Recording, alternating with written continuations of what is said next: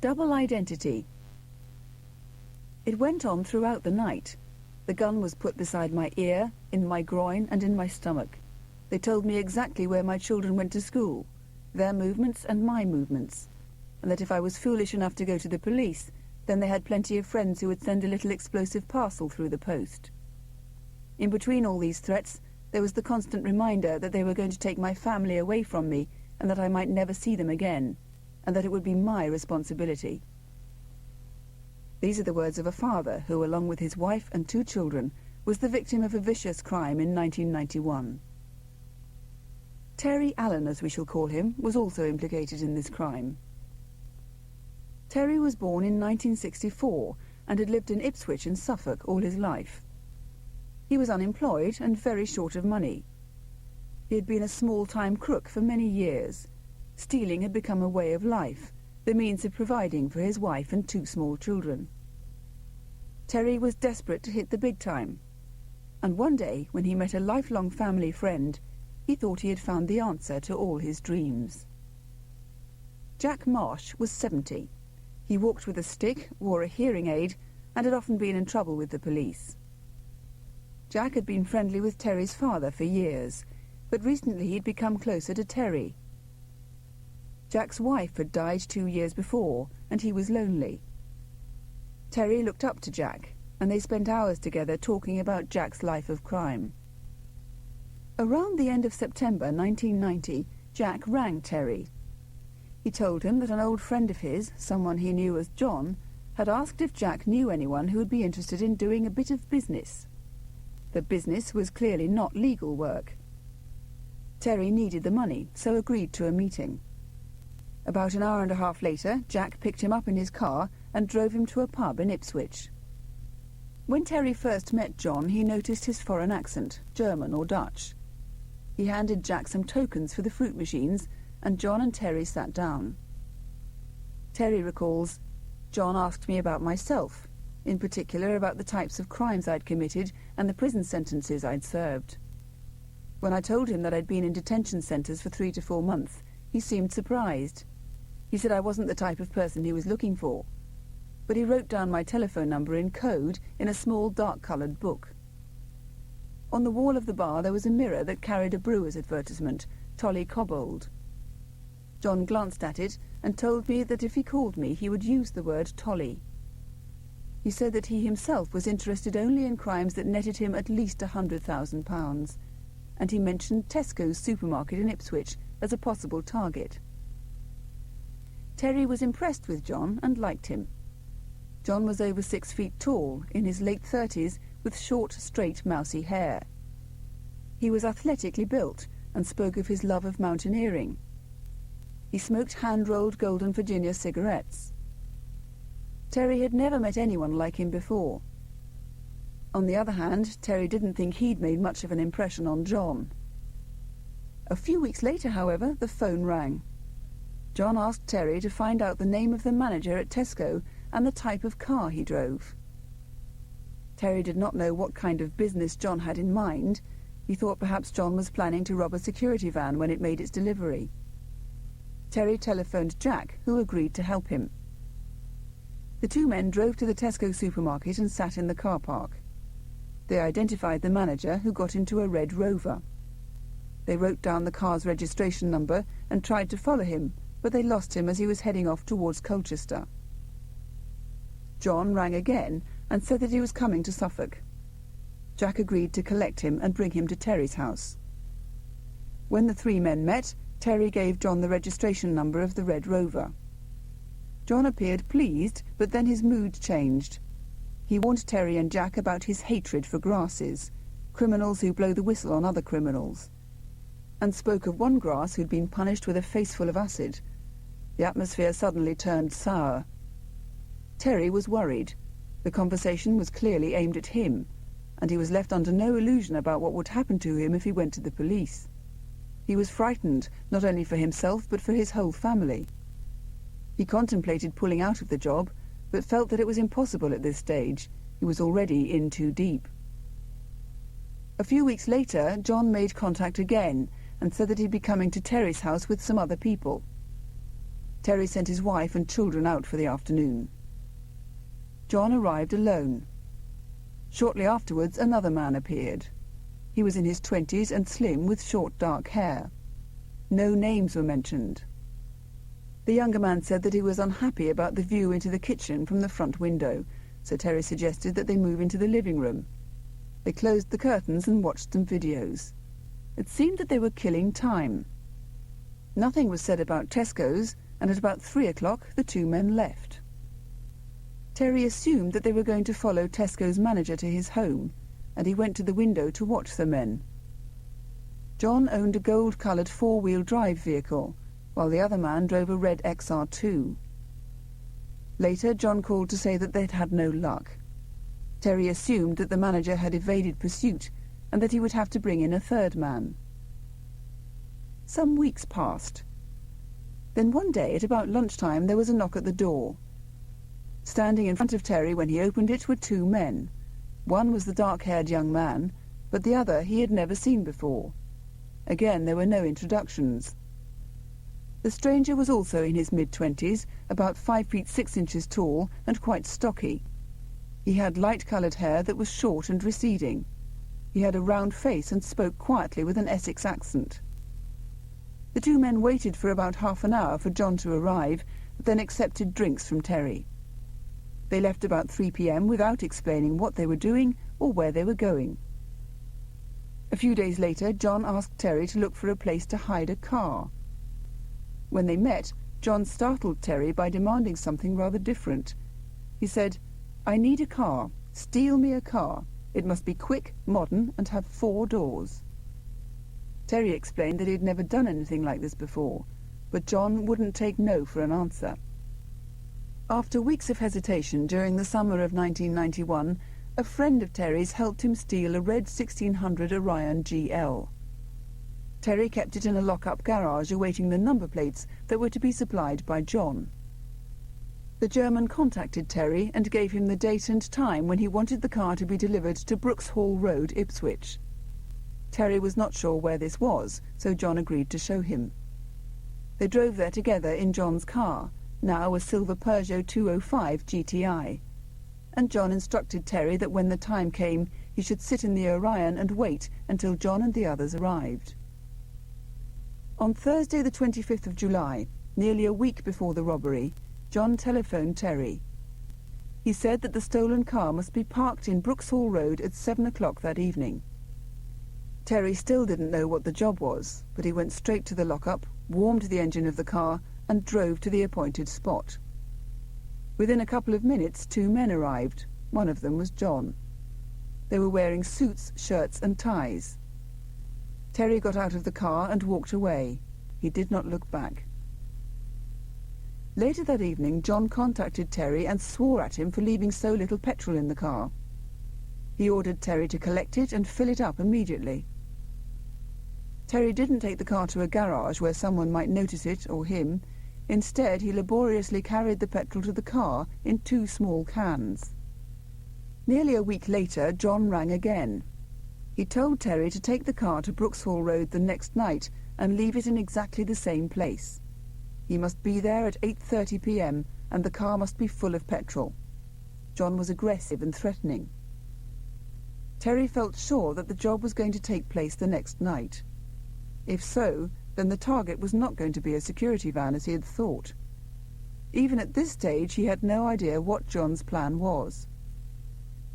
The next evening, Terry did exactly as he'd been instructed. He arrived a few minutes early and remained in the car.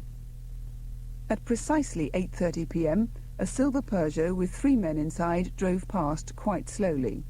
One of them was John. Minutes later, John and the dark-haired man walked towards Terry. He got out of the car as he had before, but this time, as the men drove away, he turned to watch them.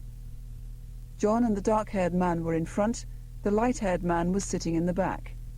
All 3 men were wearing dark suits, shirts and ties. Andy Andrews was the manager of Tesco supermarket in Ipswich, where he had been working since it opened in November 1987. Andy and his wife Edna had been married for 20 years. They lived in a bungalow outside Colchester town centre, and they and their two sons, James and Matthew, were a close-knit family. On Thursday the 1st of August 1991, Andy had taken the day off work.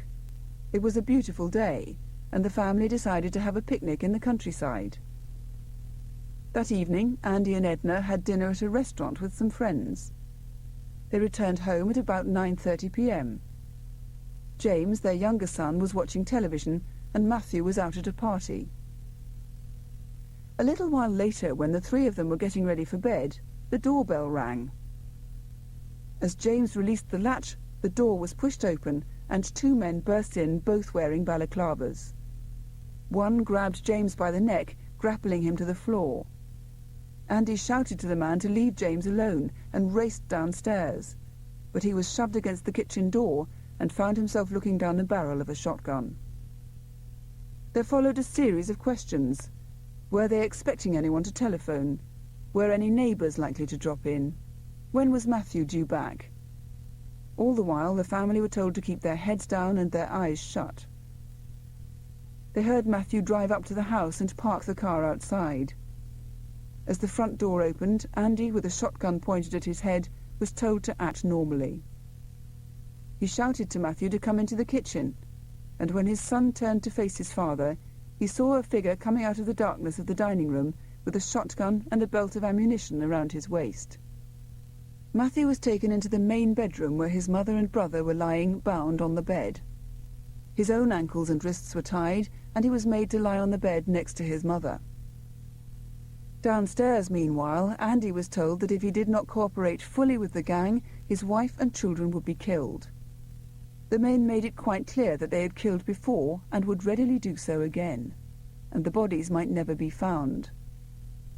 Andy was poked and prodded with the barrels of their guns, and they amused themselves by brandishing their weapons behind his head. He was terrified. The men explained that the next day Andy was to go to Tesco and collect the takings from the safe. In other words, he was to rob his own store. He then had to drive, with the money in the boot of his car, to a nearby DIY store, leave the car there, walk to the railway station, and wait for further instructions. The latest he could leave the car was 3:30 p.m. If he complied, his family would be released unharmed. These instructions were repeated to Andy throughout the night. He asked if he could write them down to make sure that he didn't make a mistake, and the men agreed. At 5 o'clock in the morning, Edna, James and Matthew were untied, taken out of the house and forced into the back of Edna's car, while two of the men got into the front. Edna and her sons were told to keep their eyes shut and their heads down. They travelled for some time before the car stopped and the men got out. They produced some tape and string and once again bound the wrists and ankles of Edna and the boys. Two of the men left. The third one remained with them. He had a gun and a long kitchen knife, and he stood guard over the camouflaged car with its tightly shut windows as the day grew hotter and hotter. Terry woke with a start. It was 6:30 a.m. and someone was banging on the door. He ran to the bedroom window and looked out. John was standing on the doorstep, holding a black bag and what appeared to be a couple of pillowcases. As Terry began to shut the door, John shouted, "Leave it, matey's coming." A few minutes later, the dark-haired member of the gang arrived. They emptied the contents of the pillowcases onto the floor. Suits, shirts, shoes, and a dark-coloured wig fell out, along with string and parcel tape. John said to Terry, "Whatever happens, everything has got to be burned." In another bag was a double-barreled shotgun and cartridges. John said, "Hide it. I'll collect it in a few days." Both men went upstairs to have a wash and a nap, and Terry made a bonfire. The two men woke at about 1:30 p.m., had a drink and left. About an hour later they returned, clearly on edge. Neither man mentioned where they had been. John asked Terry for one more favour. He wanted him to drive a car. He also handed Terry a piece of paper that had the word Samaritans at the top and a telephone number. There followed a list of instructions that referred to a robbery at Tesco and the fact that the manager's family had been abducted. Terry was very reluctant to be involved any further, but John insisted. Andy Andrews drove into work that morning and tried to act as though everything was normal. The time dragged. He tried to do some paperwork but couldn't concentrate.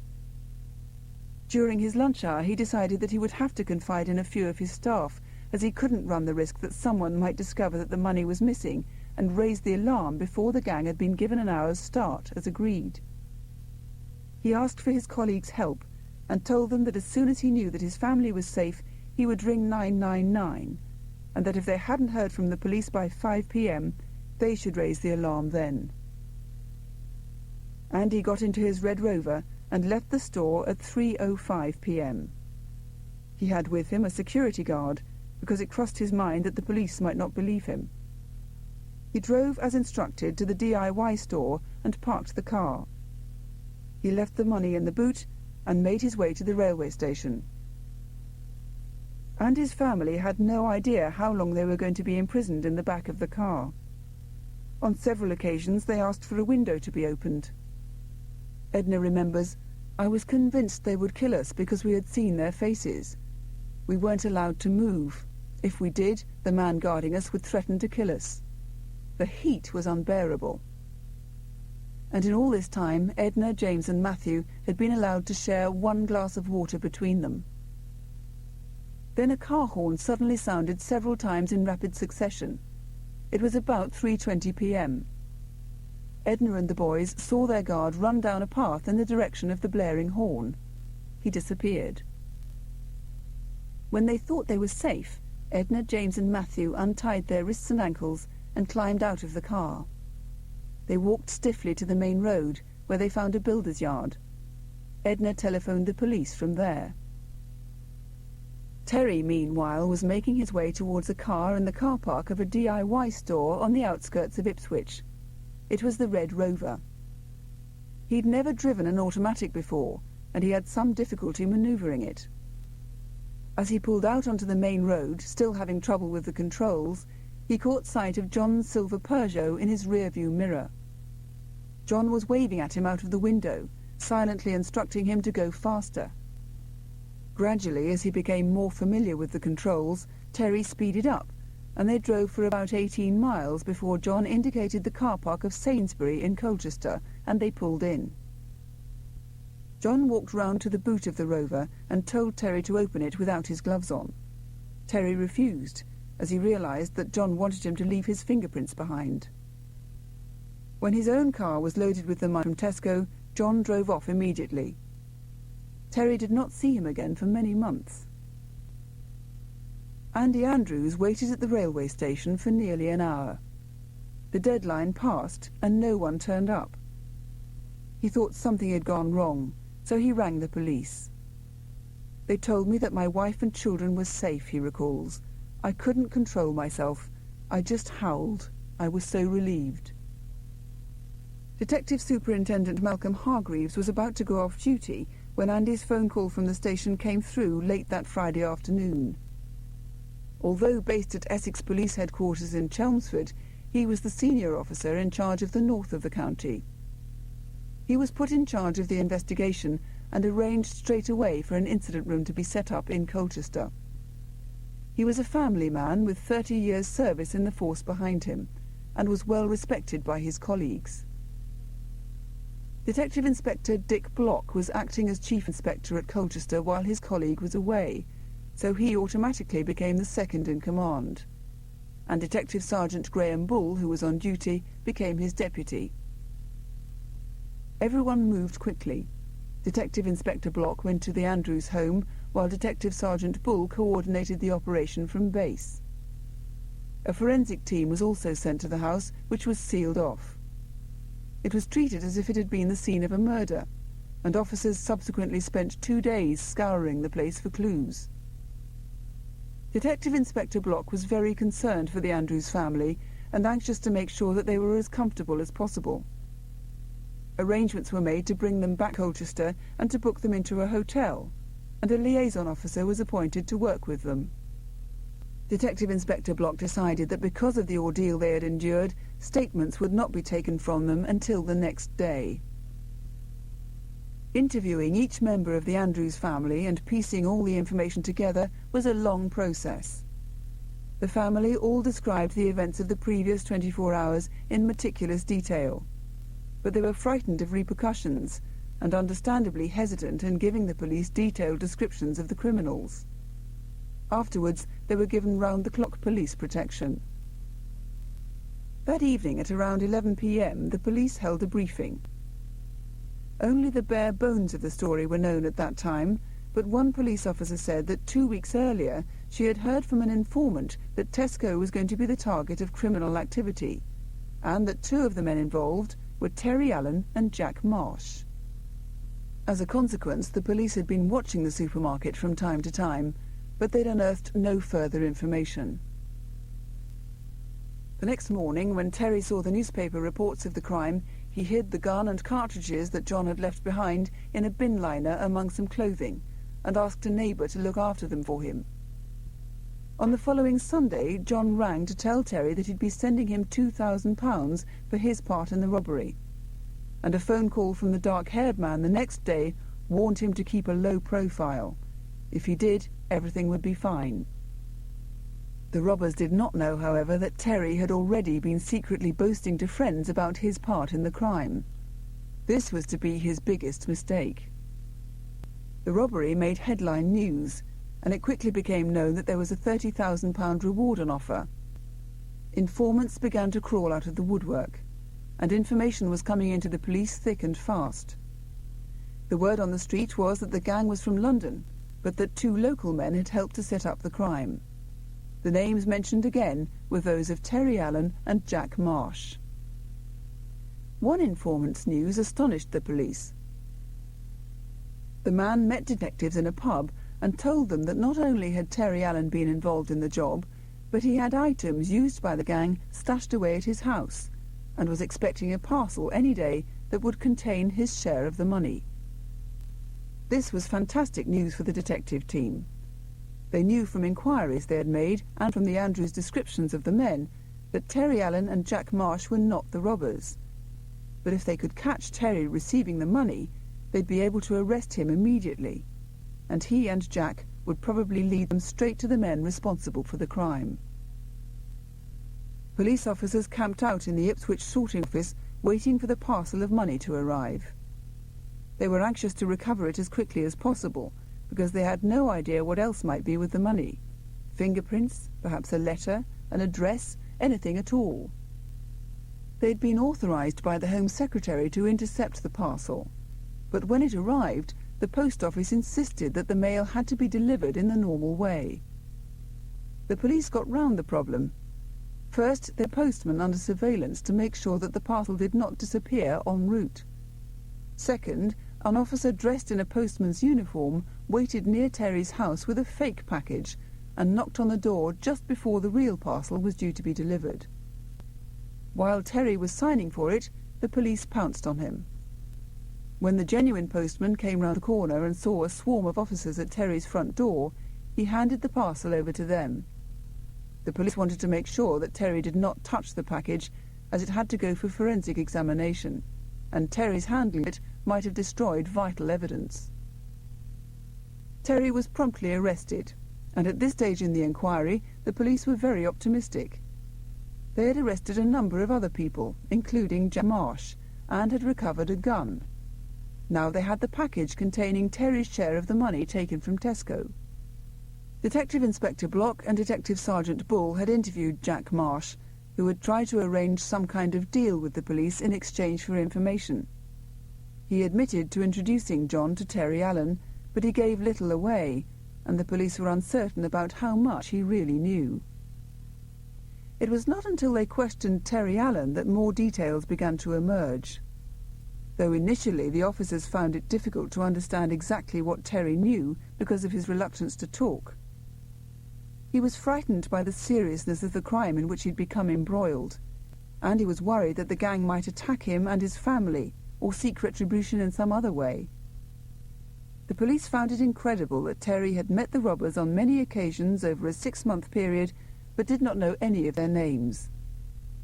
Yet when he eventually gave details about the other members of the team, the cars they drove, the habits they had, they were convinced that he must be telling the truth. Terry was asked to put together photo-fit pictures of the offenders. He sat with a policewoman for nearly 2 hours, picking out the same pair of eyes over and over again. She recalls, "I got the impression that he was just messing me about. I didn't believe anything that he was doing." In fact, Terry Allen's memory turned out to be very accurate, as she realized when a photograph of the real German came into the office. While Detective Inspector Block and Detective Sergeant Bull were carrying on with the interview, Detective Superintendent Hargreaves and the team were making inquiries all over the country to see whether any more offences could be linked with the gang. 3 other jobs came to light, and officers were dispatched to check them out. One was a robbery that had taken place at Barclays Bank in Kelvedon, 10 miles from Colchester, where a family had been held hostage in similar circumstances.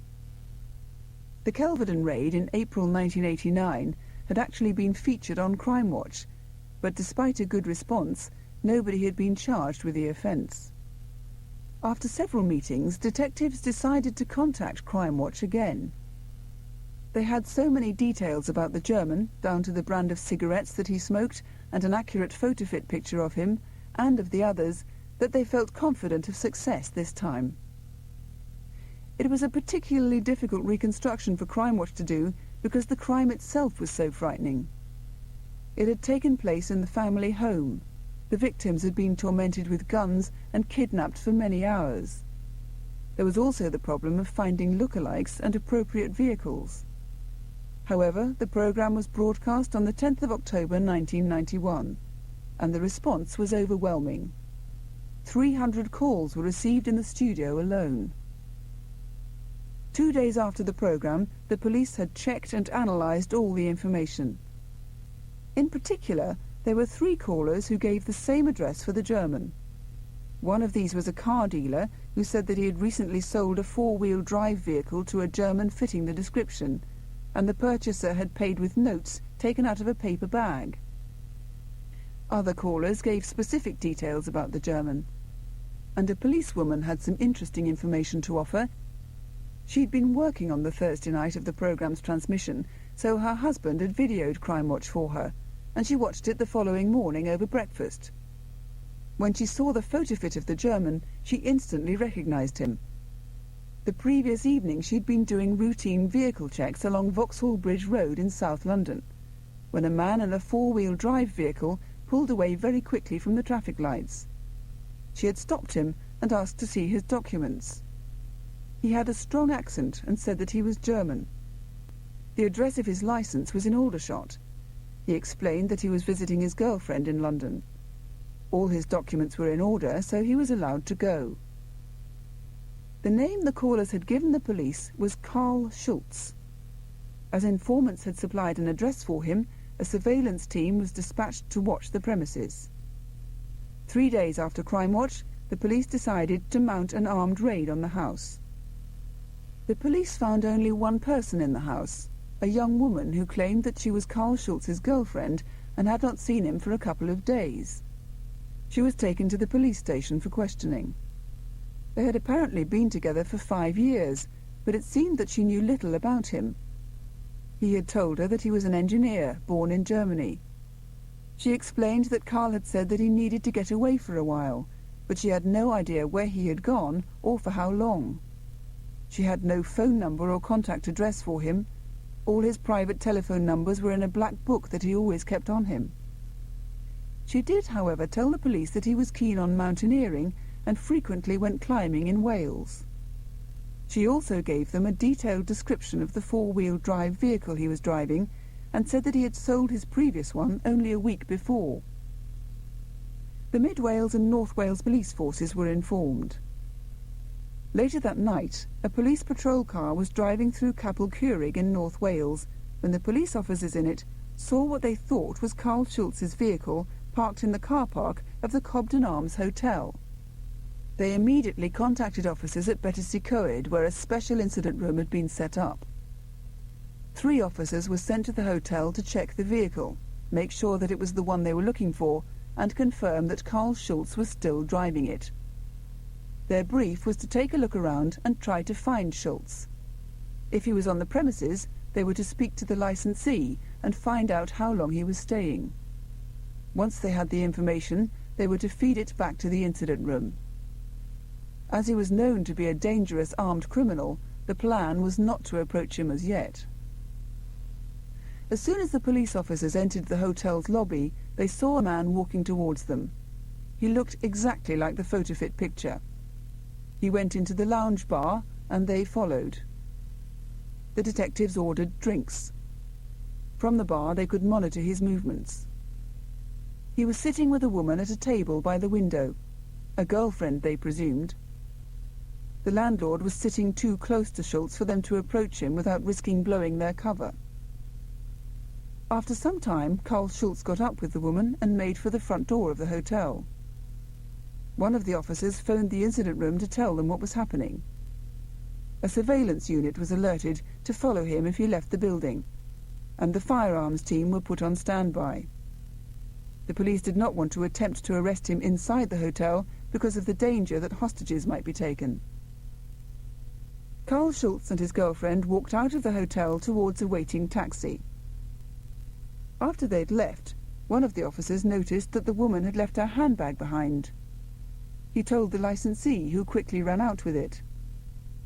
When he came back into the lounge, the officers made themselves known to him and started asking questions about Schultz. They did not have time to finish their conversation before Karl Schultz walked back into the bar. The licensee said quickly, "These are the gentlemen who saw the handbag." Schultz thanked them and turned to face the bar. The policemen decided that they had to act before the situation got out of control. So officers placed themselves on either side of the man, wrestled him to the ground and handcuffed him. When he was told that he was under arrest, he said simply, "You've been watching too much television." Back in Essex, Detective Superintendent Hargreaves and his team were waiting by the telephone.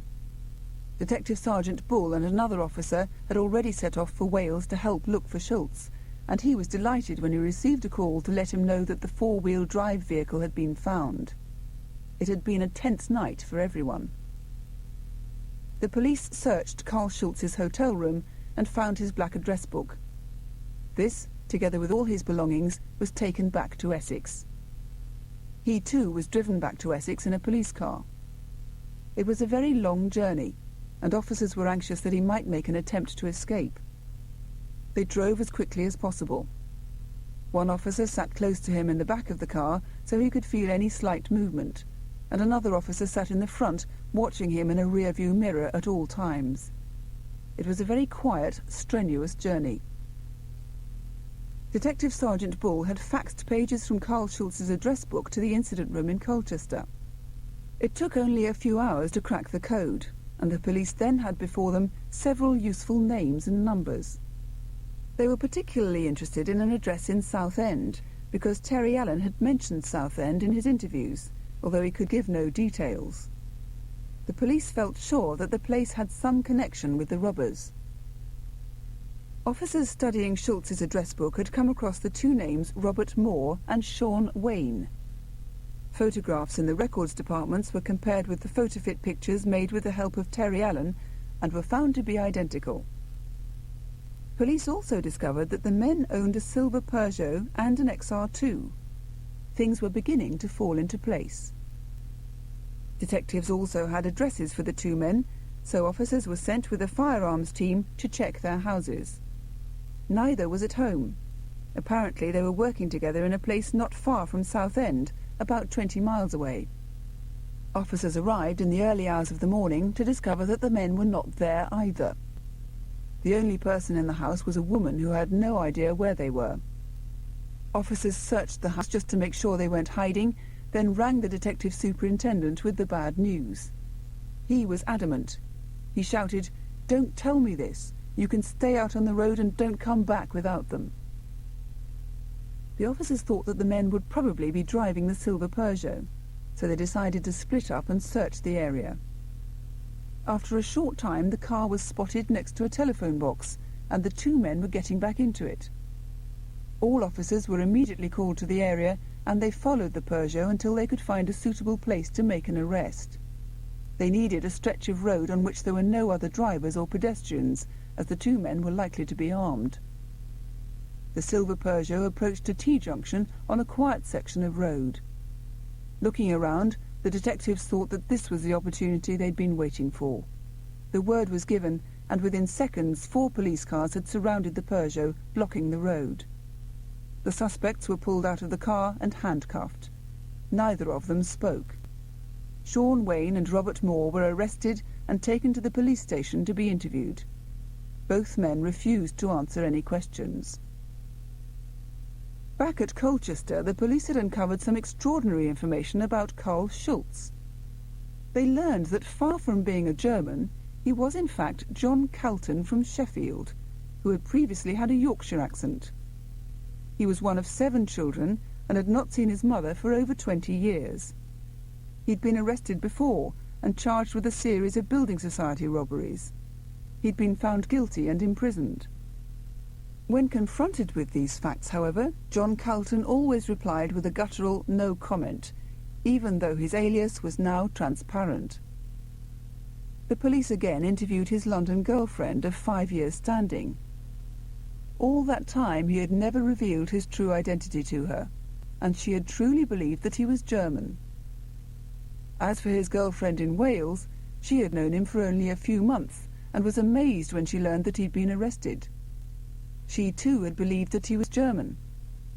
He had told her that he was an only child, had gone to boarding school and was now an engineer. He behaved as though he was proud to be German and had even called his dog Bismarck. She said, "He used to buy me flowers or chocolates, and he was very kind, considerate and funny. He went out of his way to make me feel special. Sometimes I have 4 letters a day from him. He could charm the birds out of the trees." Detective Superintendent Hargreaves and his team were now in the process of gathering together as much evidence as possible before they brought charges. They had a great deal of circumstantial evidence that linked the 3 men with the Tesco robbery. First, the car dealer, who had rung the Crimewatch studio, said that a man with a German accent calling himself Carl Schultz had paid cash for several vehicles, each purchase being made just days after the offence had been committed. Second, the visit of the police to Carl Schultz's address, where the description given by his girlfriend fitted with what Terry Allen had said. Schultz was ostensibly German, had a strong German accent, liked mountaineering, and kept all his contact numbers in a black book. Third, the fingerprints of Carl Schultz, Sean Wayne and Robert Moore had been found at Terry Allen's house. Fourth, witnesses had come forward saying they had seen 3 men dressed in suits in a red Orion. Fifth, the police had found a gun in Schultz's garage with Sean Wayne's fingerprints on it. Despite all this, the police had not one hard piece of evidence that put any of the 3 men inside the Andrews house or at Tesco. When they searched the house, they found no forensic evidence at all. No fingerprints, nothing. What was crucial now was an identification parade, so that both the Andrews and the family taken hostage at Kelvedon would have a chance to identify their assailants. If the victims were able to identify their attackers with certainty, that fact, taken together with all the circumstantial evidence, would, the police believed, provide them with a case.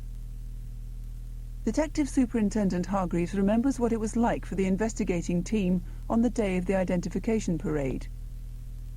"We waited in an anteroom while the witnesses filed past the men. We could see from a monitor everything that was going on. The atmosphere was really tense. It was the culmination of all we had been working towards, and none of us could be sure of the outcome." Edna Andrews was one of the first to walk along the line. Immediately she picked out John Calton, and there were screams of delight from the anteroom where the investigating team was watching and waiting. Both John Calton and Robert Moore were identified by one or another member of the Andrews family, and Calton was picked out by the Kelvedon family as well. Detective Superintendent Hargreaves and his team were delighted. The final piece of the jigsaw was now in place. He says, "It was an amazing investigation, the most satisfying inquiry that I've ever worked on." The case was heard at Chelmsford Crown Court during October and November 1992. Terry Allen gave evidence against his co-accused. Before sentencing him, the judge said, "I will bear in mind the assistance you gave at very considerable risk to yourself and very probably your family by having the courage to give evidence in court. I intend to make a drastic reduction in the sentence." Terry Allen was sentenced to 3 years imprisonment. When sentencing the robbers, however, the judge was relentless. He said, "Calton, Moore and Wayne, it is rare, fortunately, that I find I have men in front of me who are not only wicked, as you are, but also evil.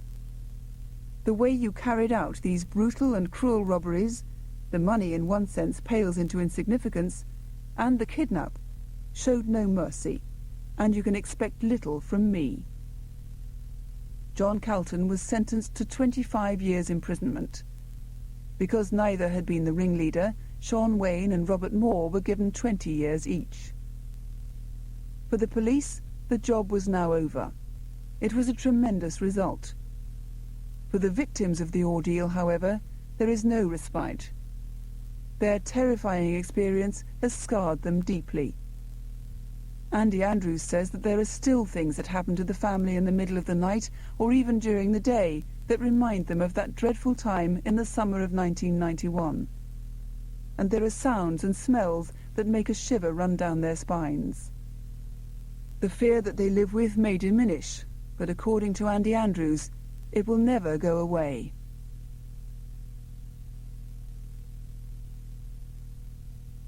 This audiobook was produced and published by Penguin Books Limited.